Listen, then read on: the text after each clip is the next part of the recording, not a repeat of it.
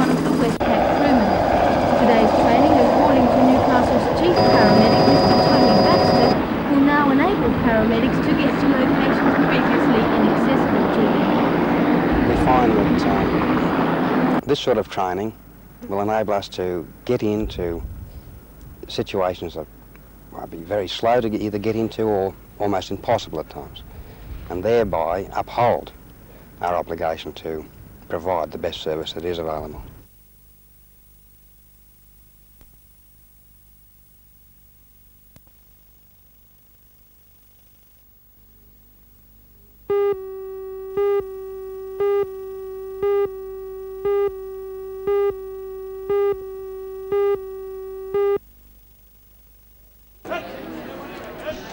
At present, there is a great deal of cattle on the market, but according to stock engineer Mr. Neil Thomas, the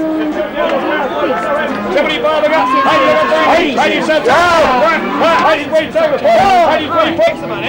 many graziers are selling unfinished cattle, that is, cattle that have not been fattened to their full capacity. He says the farmers are selling out early because feed is so scarce. Many graziers at today's sale were pleased about the recent rain, but they warned that follow-up falls are urgently needed. Especially about drought-breaking rains or dry weather rains in the summertime particularly. I think we could have a week's rain, I would say 6, 7, 8 inches. General rain. What we had is only been storm rains. So yesterday's rain wasn't enough? Oh, no. They're very helpful, though. What happens if there's no follow-up rain? We'll just have to survive with what we've got. And will that make any difference to your yields for the year? Yeah, it'll make quite a deal of difference. If there's no rain comes, the cattle are not going to get fat and the grass is not going to grow much. Well, I come from Dungog area and we hadn't had any rain probably for 3 months, and dams were low. We'd cleaned them out in the big drought, but they were getting down low, but had over 3.5 inches in the rainstorm, the best storm we've had for months.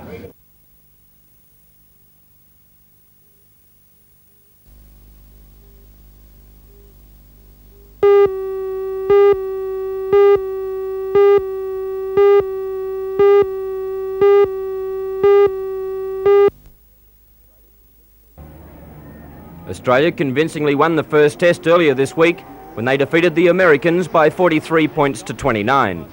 Graham Lilford, Don McEwen, John Smith and Ralph Ranger will carry the Aussie colours once again. Lilford and Smith have worked all week on the engines of their Camaros that suffered major mechanical failure during the first test. The United States team fared poorly and they will be out for revenge. The visiting drivers must win this test match to keep their chances alive in the series, but the Australians are equally determined to inflict the first whitewash of a touring team at the Motordrome. Tomorrow night's meeting will be supported by production sedans, modified hot rods and stock saloons.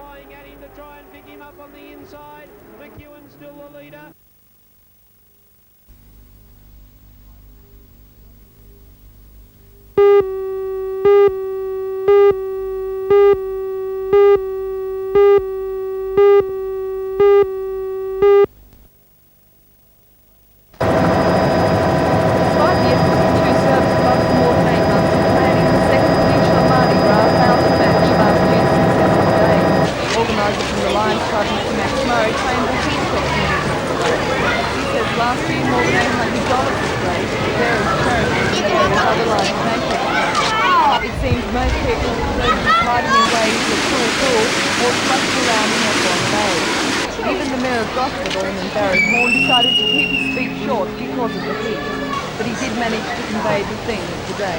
Thank you very much for coming. I hope you enjoy yourself. Spend your money because it's all going to good causes.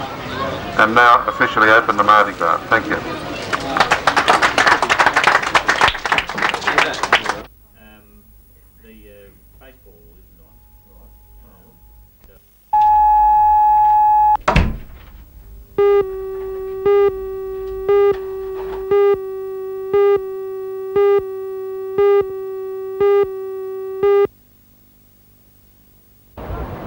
In the north today, the mercury soared. The maximum temperature recorded at Robbie's was 39 degrees, and at Williamtown a scorching 40 degrees was recorded. Further up the valley it was hotter still. with the extreme heat, local firefighters have strong north-westerly winds to contend with. At Nobby's this afternoon, wind speed was measured at 92 kilometres an hour. Local fire brigades and volunteer firemen were busy throughout last night and today trying to contain a number of bushfires. Quick action by volunteer brigades prevented property damage during a large blaze at Kurrambong overnight. The blaze broke out at 3 p.m. yesterday and was not under control until 5:30 this morning. Firemen are still patrolling the area in case of further problems. Late today, firemen were still fighting a blaze which wiped out 150 hectares of bush in the Wobber. Lake Macquarie's fire control officer, Mr. Boy Sargent, expects the fire will burn well into the night. In the Lake Macquarie region, there are also patches of bushfire at Saffron and in the grounds of the Morisset Hospital. The firemen are hoping this afternoon's rain will enable them to contain both blazes within the next couple of hours.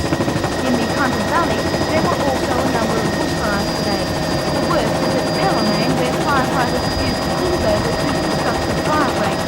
The fire, which has been burning since yesterday afternoon, is threatening a number of homes. Says Knox Fire Control Officer Mr. Bob Kitching. We didn't know whether anyone knew or not. The fire is still burning furiously, and while this afternoon's rain has helped the situation, he expects the blaze to burn until at least tomorrow. There are also several units attending a blaze in the Aberdare State Forest, where approximately 300 hectares are alight. At one stage in the day, the fire did threaten a half of the caravan, but firemen believe the outbreak is now under control.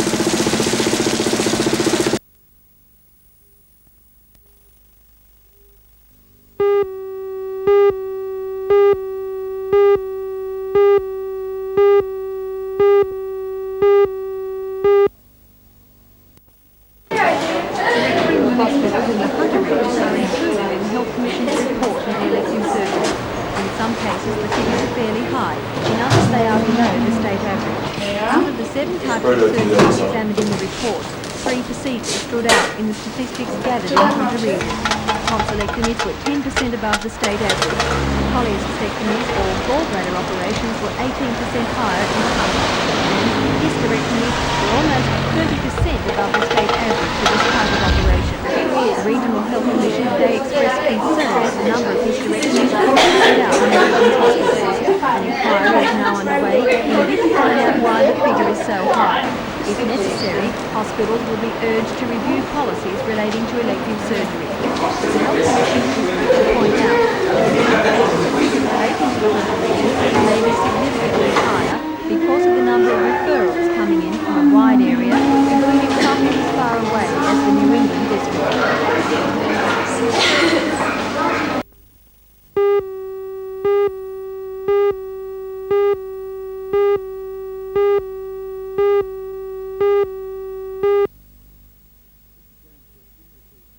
Mr Jones says he's received many complaints from people confused and worried by bills they've received for water consumed. This averaging of the accounts has been the major issue as far as the water usage is concerned. The Water Board did say that they would read meters, and they haven't done that.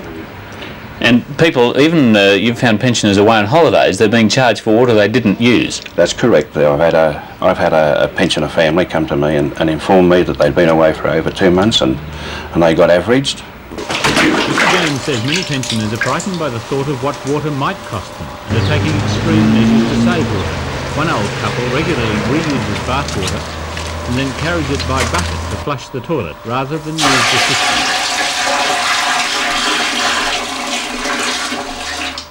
Well, surely the Minister must take responsibility for the situation that's developed in Newcastle, which doesn't appear to be to his credit. I'd agree with that. With the President of the Water Board, Dr Patterson, overseas, there was no one available who could appear on camera. But in discussions, the Acting Revenue Officer made a very important point. He said that the Board is willing to adjust accounts where the metered water usage is shown to be lower than the average calculated on last year's figures. It's just a case of people taking it up with the Board.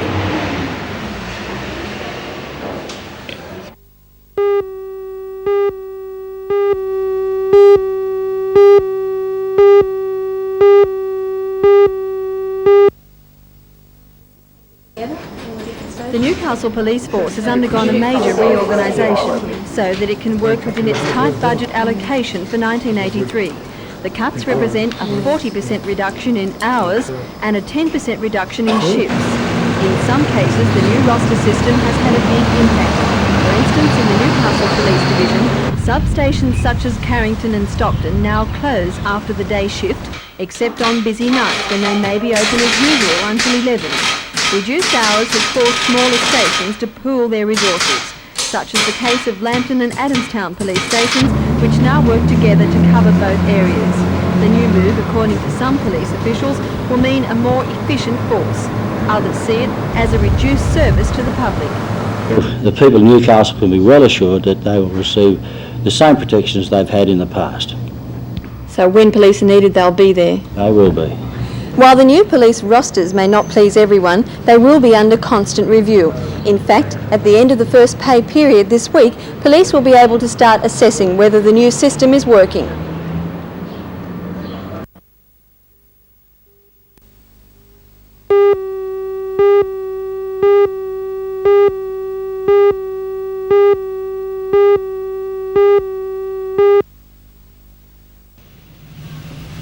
They were a crop of Chardonnay at the Millstone Vineyard at Allendale, 10 kilometres northeast of Purculvert.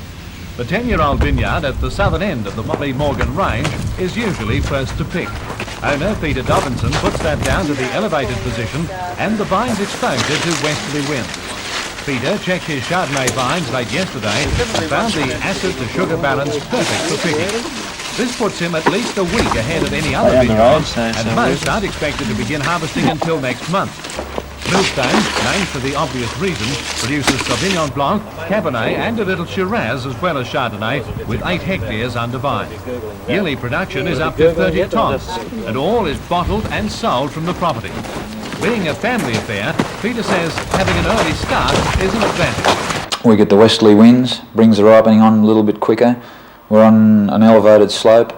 I think this helps too, and we had good rain in spring, a little bit of follow-up a couple of weeks ago, and the grapes are really good. Chardonnay, good acid balance, best since 1977. So we're really looking forward to crushing and getting it, finish the fermentation in a bit of oak, and should make a good Burgundy.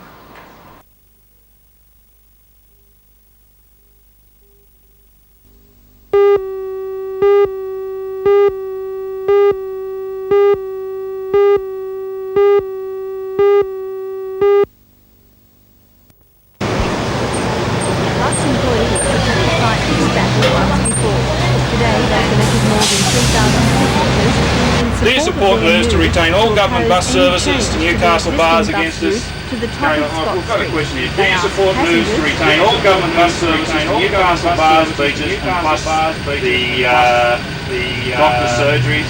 You can't operate, you've got to walk to the hospital. Is there anyone against this travelling? Is anyone against Don't even go to the street. I live up in Parnell Place, up near Parnell Place, so I'd like the buses to go right up there. Well, what we intended was we're going to do about 2,000